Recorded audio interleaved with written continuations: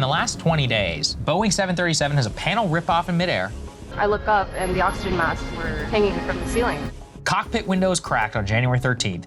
Boeing 737 stranded Anthony Blinken. There's a mechanical issue with his plane. Boeing 747 cargo plane burned up in the sky. Oh my God, it's on fire. January 20th, Boeing plane in Atlanta loses a wheel. One of your nose tires just came off. We have confidence in the safety of our airplanes. Spirit Aerosystems reportedly manufactured the door that blew out. Documents allege that multiple former employees at Spirit warned corporate officials about safety problems and were told to falsify records, according to the lever. These workers in this federal complaint are alleging essentially a culture of defects, a culture of fraud, a culture of retaliation. I also want to give credit to David Sirota and his team over at Lever News. They just broke a story that's very relevant. This is according to a federal complaint and corresponding internal corporate documents that were reviewed by the Lever. The employee told a colleague that he believed it was just a matter of time until a major defect escaped to a customer. This is a direct quote. We are being asked to purposely record inaccurate information. Out of pure luck, no one was seated next to the hole when it opened up. Investigators believe the door plug that blew out wasn't properly secured. The NTSB says 4 critical bolts have not been found. It's not clear if the bolts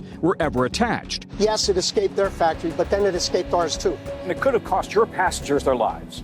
Exactly. Boeing and its subcontractors, obviously, have been under pressure to try to ramp up production as other major manufacturers have gained market share. Companies like Airbus, for instance. This is a company that seems to be focused on profits rather than safety. What the employees are hearing on the factory floor is get your jobs done.